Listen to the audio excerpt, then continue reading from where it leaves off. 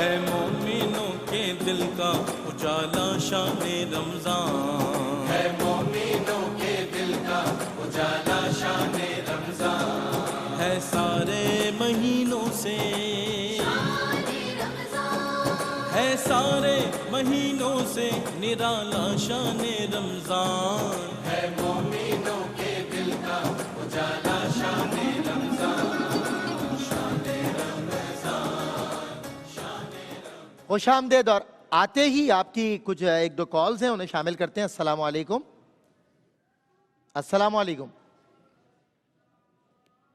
چلیں جوابات کی طرف آتے ہیں، اگر زیادہ نہیں لیکن 2-3 کالز ہم لے لیں گے۔ جی مفتی صاحب، ادھر تھا۔ 4 کالز تقریباً۔ جی ایک سوال یہ ہوا کہ روزے کی حالت میں سرما لگانا اور بلیچ لگانا، یہ یعنی بلیچ تو زیادہ کہ اس کو لگاتے ہیں، تو سرما لگانے کی اجازت بالکل ہے اور یہ سنت سے ثابت ہے۔ حضور نبی کریم علیہ السلام نے سرما لگانے کی اجازت دی ہے، اگرچہ اس کا ذائقہ بھی محسوس ہو تب بھی روزے پر کوئی فرق نہیں پڑے گا۔ اچھا، ایک ہے کہ بلیچ لگانا تو یہ جائز ہے، کوئی اس میں حرج نہیں ہے۔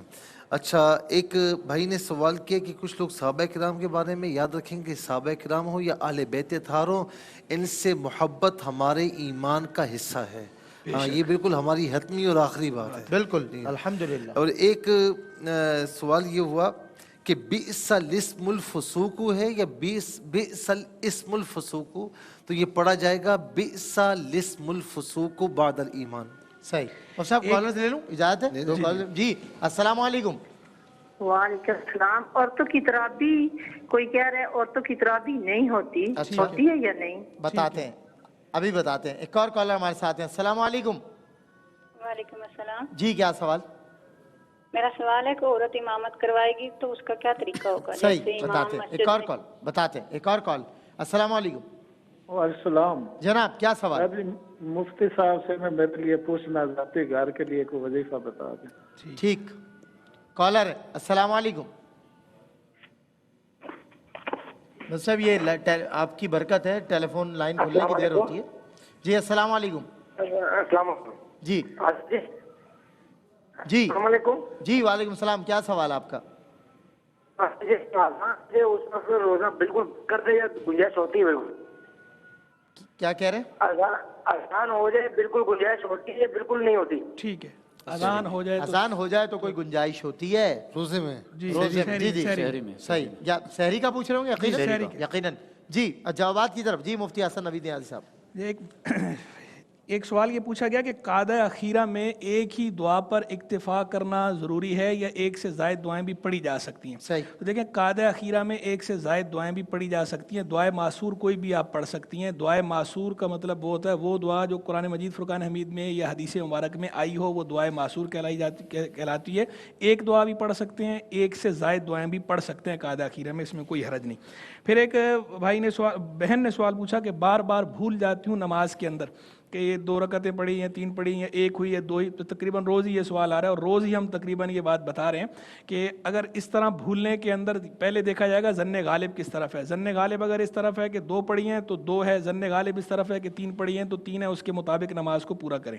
اور اگر ظن غالب نہ ہو بلکہ شک ہو، شک کا مطلب یہ ہے کہ 50-50 بین 50% یہ خیال ہے کہ 2 ہیں اور 50% یہ خیال ہے تو 3 ہیں، اس صورت میں عبادت میں چونکہ احتیاط اولا ہوتی ہے، اس قاعدے کے پیش نظر کم والی جہت کو اختیار کریں گے۔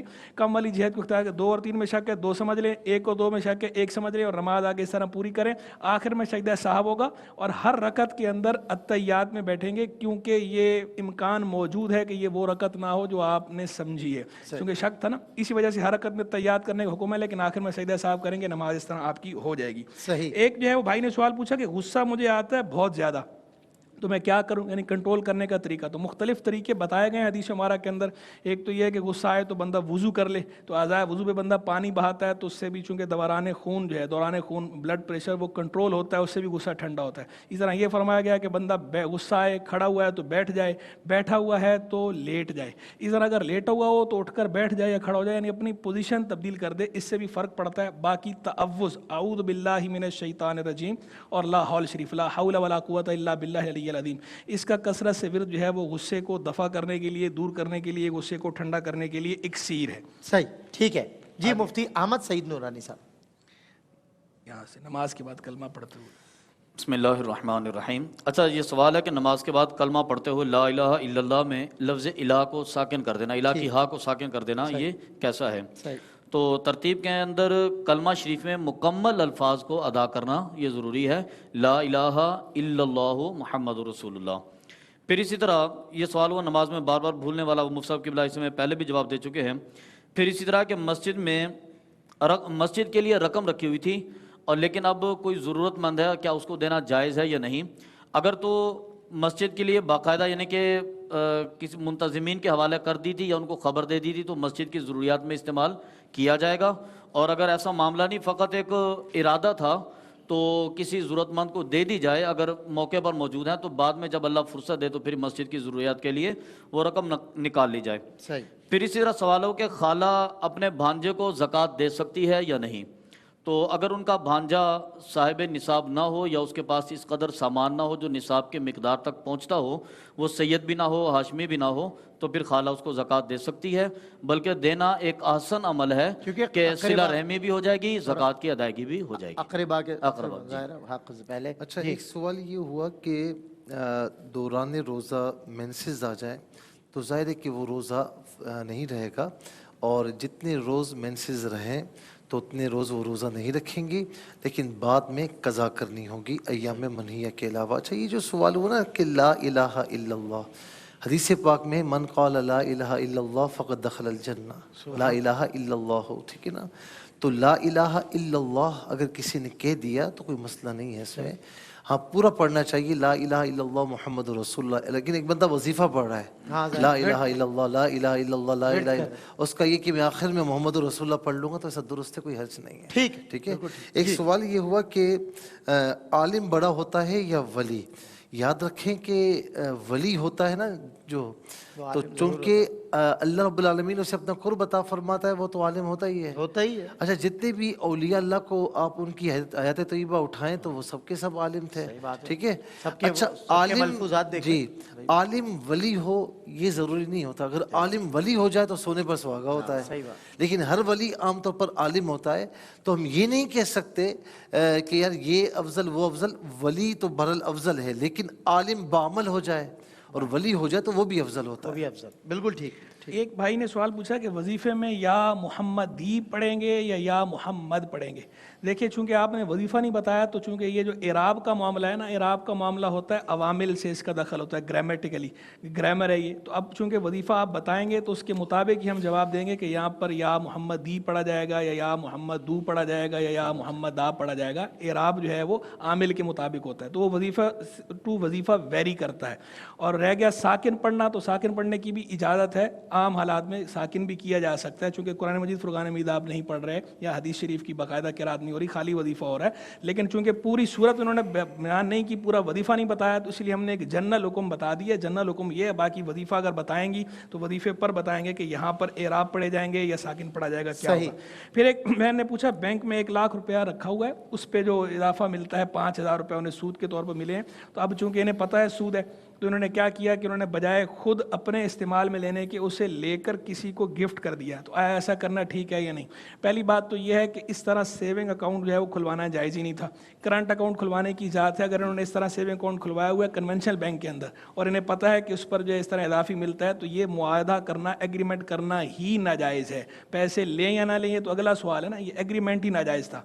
और जब मिल गया तो मिलने के बाद उसे कबूल करना भी नाजायज़ था, वापस करती। लेकिन अगर कबूल कर लिया तो अब जान छुड़ाने का तरीका ये होता है कि किसी शरीफ फ़कीर को बगैर सवाब की नीयत के सदका कर देना चाहिए। ये नहीं कि वो मैं गिफ्ट कर दूं आपको, किसी सैयद साहब को गिफ्ट कर दूं या किसी गनी को गिफ्ट कर दूं या दोस्त को गिफ्ट कर दूं जो शरीफ फ़कीर ना हो, ऐसा नहीं चलेगा।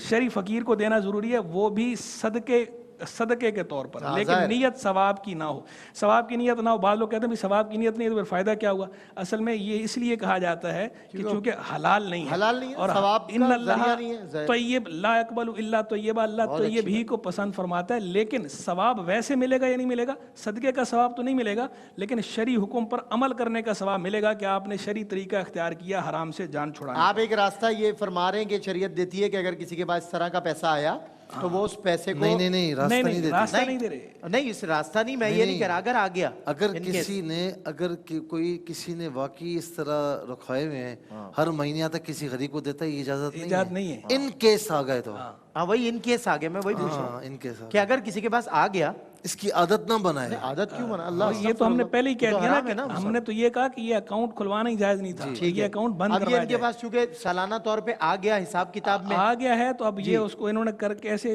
सदका शरीफ फकीर को करके खत्म करें और ये अपना बगैर अकाउंट, सवाब। हाँ, और अपना अकाउंट जो है बगैर नियत सवाब अपना अकाउंट खत्म करवा देंगे। चले। एक सवाल है, औरतों की तरावी होती है या नहीं होती? किसी ने कहा औरतों की तरावी नहीं होती।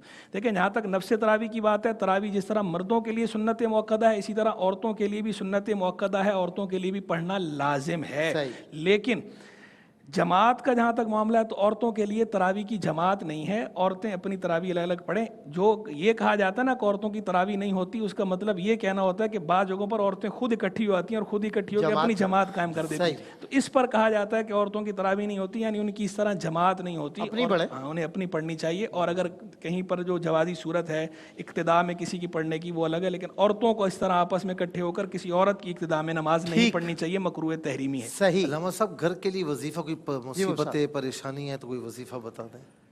बिस्मिल्लाहिर्रहमानिर्रहीम। घर की परेशानियों को और तकलीफ़ों को दूर करने के लिए रोज़ाना अल्लाह रब्बुल आलमीन की बारगाह में फ़जर की नमाज की अदायगी के बाद 101 मरतबा या बासितु या बासितु या बासितु तिलावत किया जाए तो अल्लाह रब्बुल आलमीन मुश्किलात को भी दूर फरमाता है और कुशादगी भी अता फरमाता है। ठीक है। अच्छा, एक सवाल ये हुआ कि औरत इकामत अगर करवाएगी तो कैसे करवाएगी?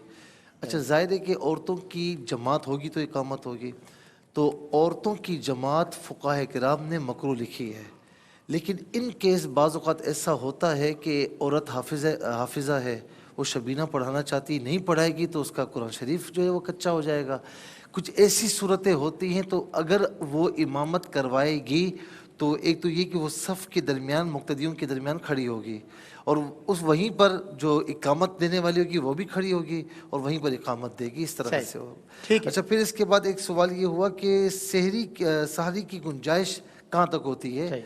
सहरी की गुंजाइश फजर की नमाज का जो वक्त होता है ना, तो ये सहरी का वक्त ख़त्म हो जाता है, तो एहतियातन 1-2 मिनट पहले आप अपनी सहरी को मुकम्मल फरमा दें। आप कहेंगे ये नहीं कि यहाँ अजान और यहाँ गुड़ पानी।